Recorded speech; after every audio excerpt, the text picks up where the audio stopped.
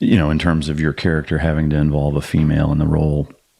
And obviously, for cover reasons, like, it makes perfect sense. And you can only imagine. I'm sure you've been asked everything under the sun with that. I won't delve too deep, but I think it's an important and interesting component to undercover work, of having to kind of walk that line. But how big of a role that women can play in certain instances like that of making your cover story seem much more legit. This excerpt is real quick. I knew Slats had hit the glass ceiling with the brass in securing a female operative. Like it or not, this business takes place in a man's world. I'm of the minority opinion in law enforcement circles that women are as capable and as essential as men in undercover assignments. But the truth is that they have a hard road to walk. Most of the time they play girlfriends, runners, or mules.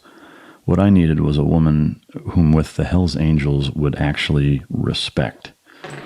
And so you bring in this new agent, JJ, who's young and pretty green behind the ears in terms of her experience and all that. But one of the things you talk about of you're in the minority opinion in terms of the role they play. I mean, I agree. A hotbed topic is women in special operations, or women in certain roles that are historically, for men or whatever. And to me, it's not so much can they or can't they, it's should they or shouldn't they, based on does it make sense? And I have, my opinions on it, but I'm curious to get your take in terms of, how was that bringing the female in, and what challenges did that present? Yeah, I think it was imperative that we did it. I think that is probably an area where special operations and law enforcement probably have a pretty big divide, because I think that's ultimately where the jobs change to some extent. In special operations, the physical aspect of what you guys do gives such a strong advantage to a male. Yeah. Right? Speed and strength advantage. Whereas on a law enforcement side and in an undercover capacity, intellectually, the challenge is there intellectually. So a woman can do what a man does. The physical challenge isn't as great. Yeah. And then you take a woman and just a female present changes the dynamic of an undercover deal, and the testosterone in the air, and the alpha dogs growling at each other. Yeah. And a woman coming in there can take the edge off that, and can say things and do things that a guy can't. Your opponent, your suspect, isn't physically threatened or intimidated by her, and the fact that women are like highly involved in the criminal activity in various roles. So when Jenna became involved, she ultimately became involved, at least initially, because we needed cover. There were women running at us, and we couldn't talk off, continually dismissing these women. We needed someone there to protect us from the other women. Yeah. But she got to the point where she was, gained their trust and was involved in her own negotiations and her own deals. Yeah. Because over time, the way that she carried herself, they realized that they could trust her and they could believe in her. Yeah. Well, it seems too like the other side of that coin is just like there's certain things that men are only going to talk to men about. There's certain things that, the women who are playing such a large role in some of the criminal components are going to tell Jenna things that they'd never fucking tell you, and so to me, I can see, it providing a number of benefits, not just the kind of the obvious one of making your cover story seem like, okay, well, the dude's just not like, wait a minute, he's this, tough guy, and he's, at an age where he should be more interested in women than he is. Like, what, this doesn't fucking seem right.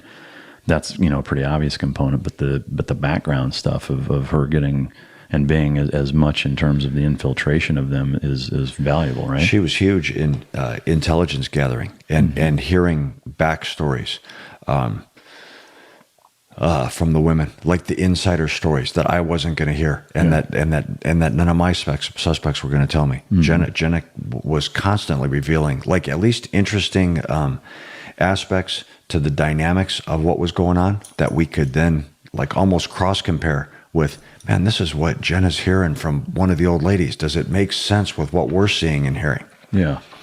Did, while we're on the subject of her, one of the things that I wondered is that, are there times where, for the cover story, like obviously like you don't have to get so intimate with somebody, but there has to be times where you're kind of like walking that tightrope of like, we got to do this. Like, sorry, but like, how do you, is that just kind of an understood thing? And how does that work? I think it's, I think that's why it's important that, the right people are chosen, is that if you don't have, a chemistry with that person, and you're being looked at and scrutinized by all the people around you, they're going to see it. They're like, you can't play boyfriend, girlfriend. You can't play husband, wife if the chemistry's not right there. Yeah. Or if the chemistry's not right, then the way you're playing it better be that you're at war with that person and that you're pissed off and that you don't like them or that you hate them. Now, ultimately, maybe that's believable in that world. I had great chemistry with Jenna. I enjoyed her company. I respected her. I thought she was smart. I thought she was a great agent. She was a hard worker, man. There was never a time when Jenna wasn't willing to work. She was always work first mentality. Yeah. She carried her weight, and she had not only the respect of the suspects, but she had the respect of the people on the task force for like what she did above and beyond. And like we all had great chemistry with her. She was a part of our team and did anything and everything that anybody else did to further the mission. Yeah. Were there times where, in terms of like having to, being a married guy, and I don't know if she was involved or not, but like where you guys have to show each other affection to a certain extent, like how, like, is that something where it's almost like you're throwing the muskrat safe word out, like, hey, don't, or is it just like, hey, we'll do what we have to do, and it's fucking is what it is? Or what? Is there times in the role where you're at a party? It's not, it's not like we're walking around holding hands like with like pinkies clip. I had to put my arm around her, had to kiss her, had to freaking grab her ass, smash her freaking tits, right? Freaking, because in that world, that's what they do. In that world, it's like, now I tried to, I didn't want to insult her dignity. And I was careful not to, because I didn't want to set the precedent, like in other people's eyes, as to how like she was willing to be treated, even by me. Sure. I felt like,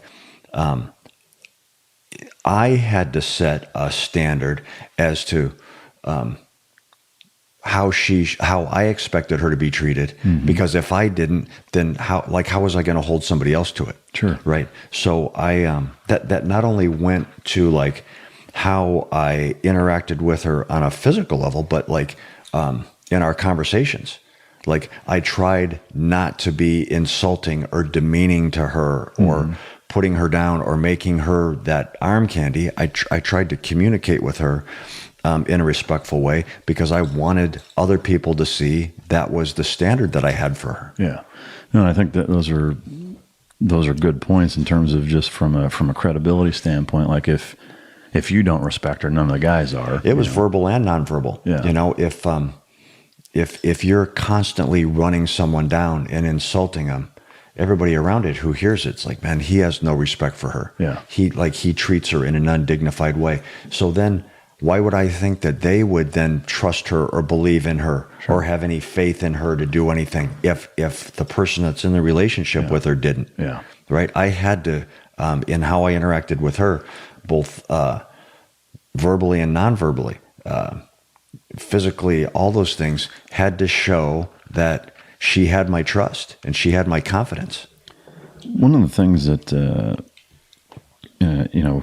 stemming from that, well, there's two questions I guess I have. Number one, did you guys ever do anything funny, like go into a room next door, like, oh, I'm gonna plow the old lady here, and like go in there and make noises and bang, like just to put the show on? Like, did you guys ever do stuff that far and above? Because some of the shit how deep you guys go to sell some of the other things. Like, is that something that you threw in there or no? Right. I don't know that that we necessarily went and locked the door and were banging on the walls and yelling in there, but there were times when we isolated ourselves, right? Mm-hmm. And I think it's human nature that our imaginations will take us places and go farther than what we actually see or hear. Yeah.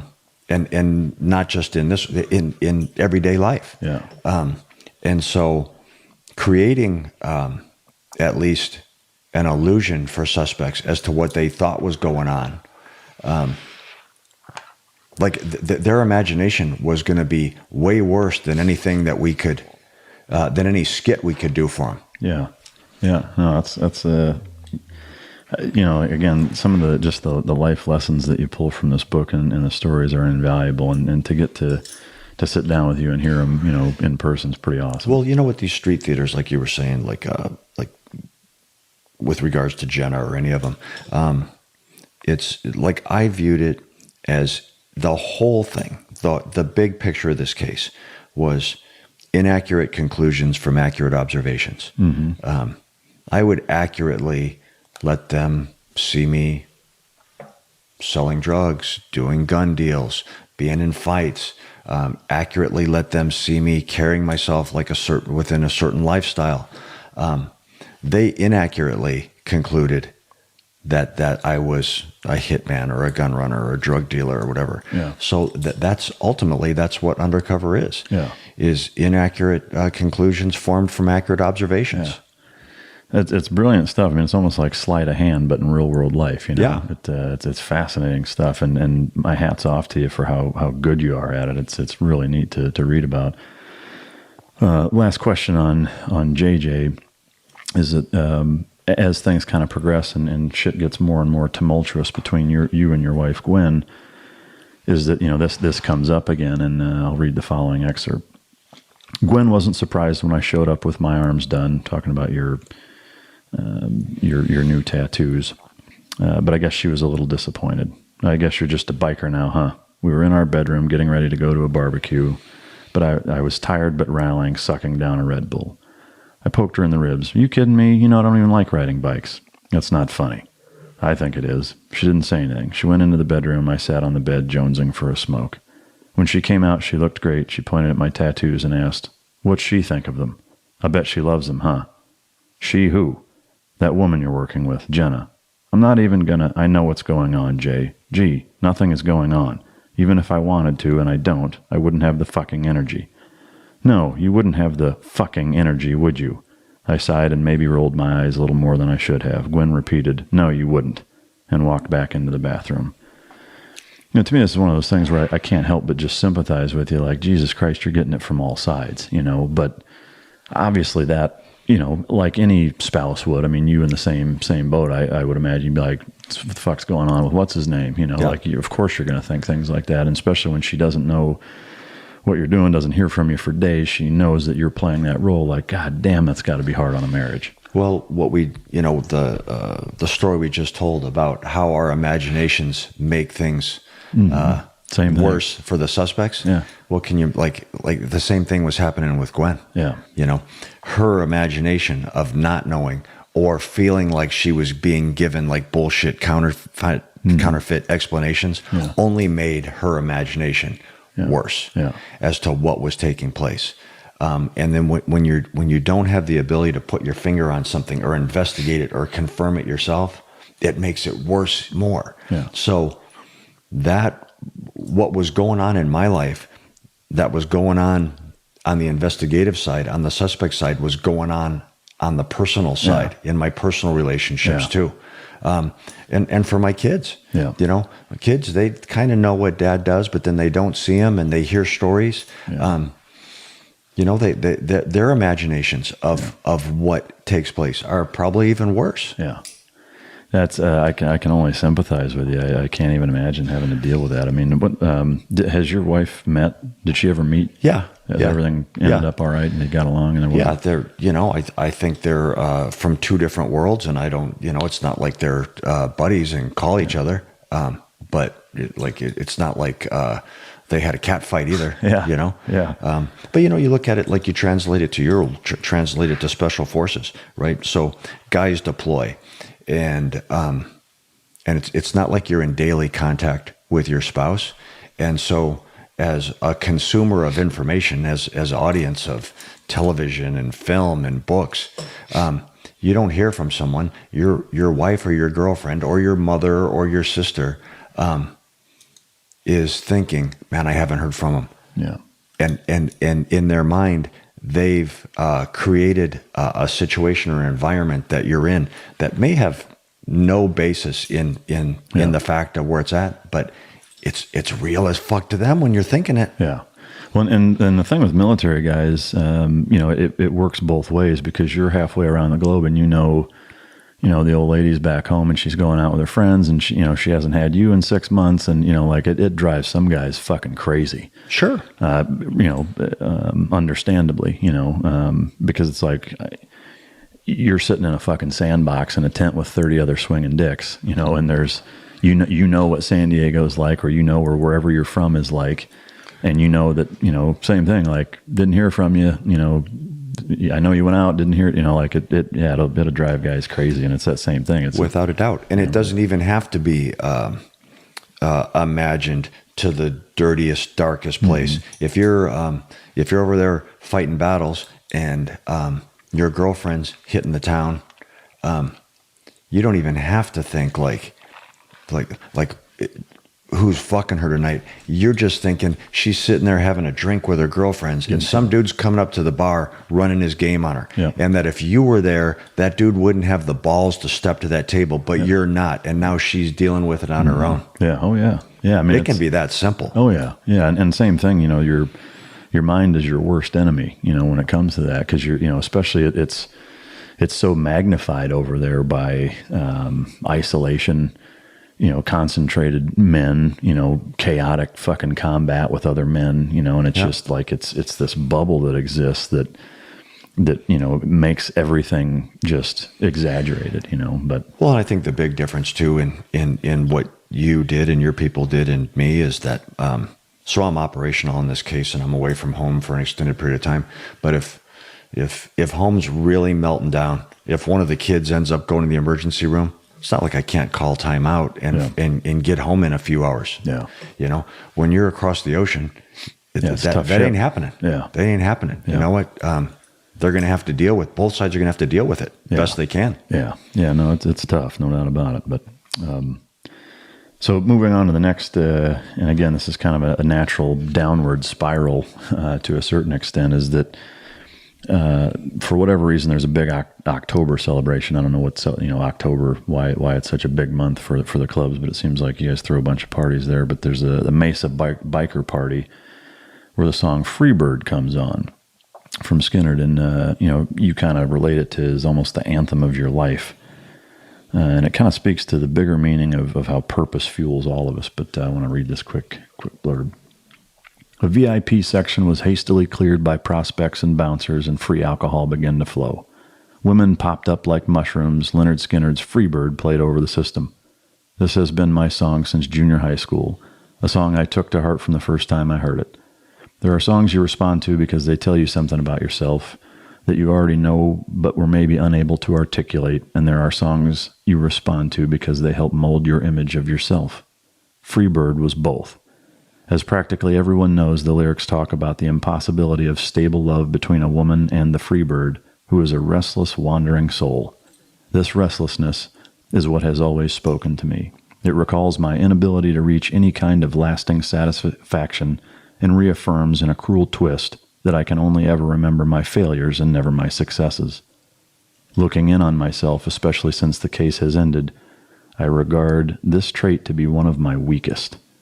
The irony is that satisfaction is all I really want. This is where my restlessness comes from, and where it turns into action, into wandering, into searching, more often than not in the wrong places. I am an undercover cop after all.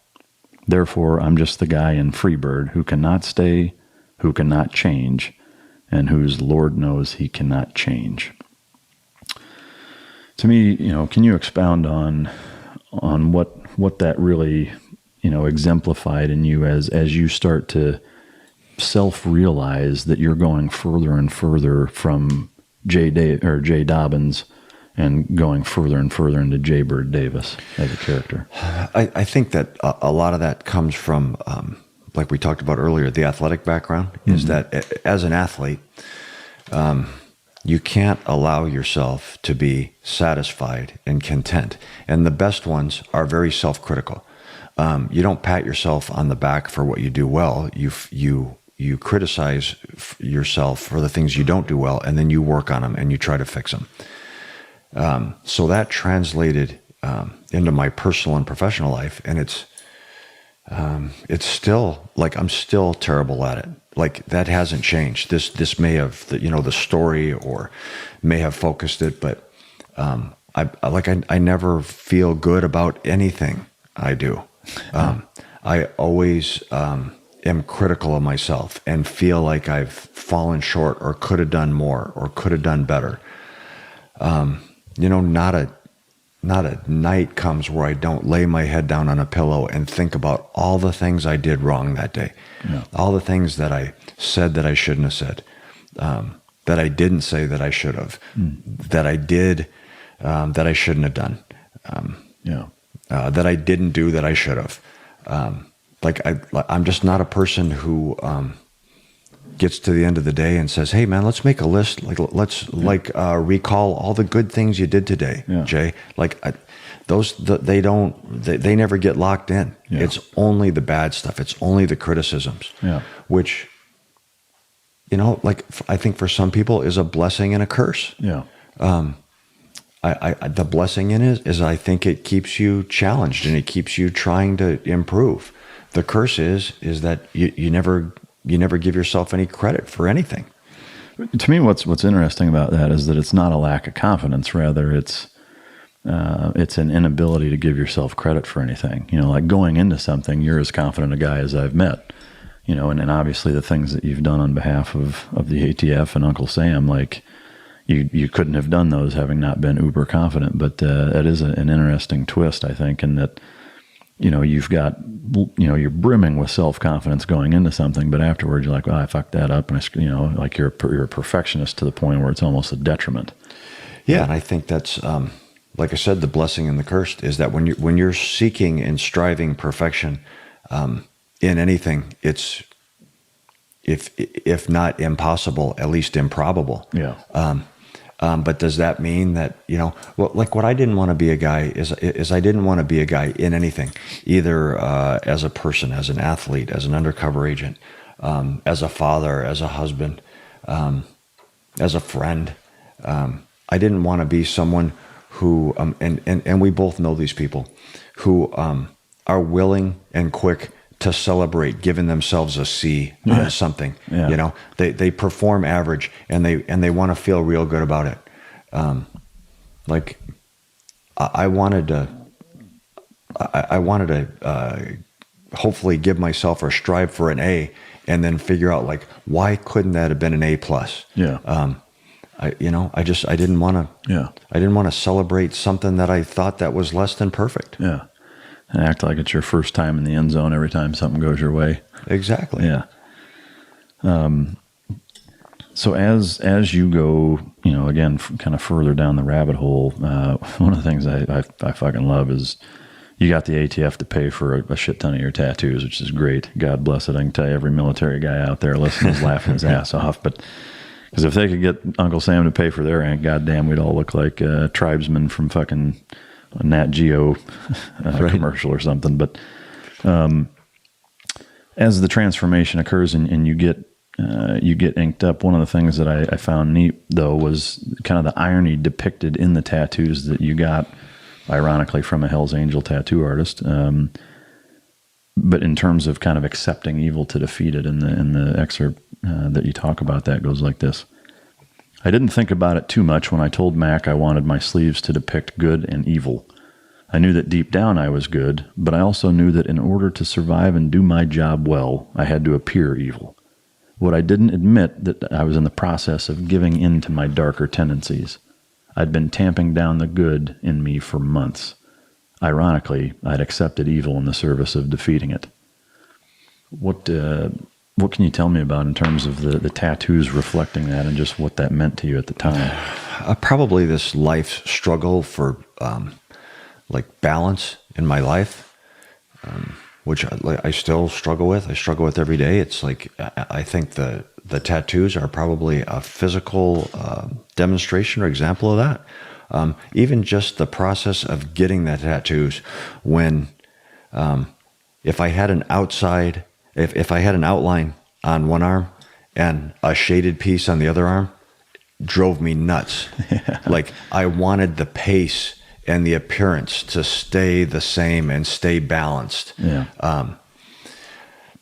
Like my rings, it's like if one is off, if one's missing, everything's fucked up. Yeah. Do you sleep with those fucking things? They never come off. No shit. They never come off. I'd knock my own fucking teeth out with it. They never come off. If you're listening and check out the YouTube video, you got to flash the rings. Jesus Christ. I mean, you fucking... I go to the gym with them. I sleep with them.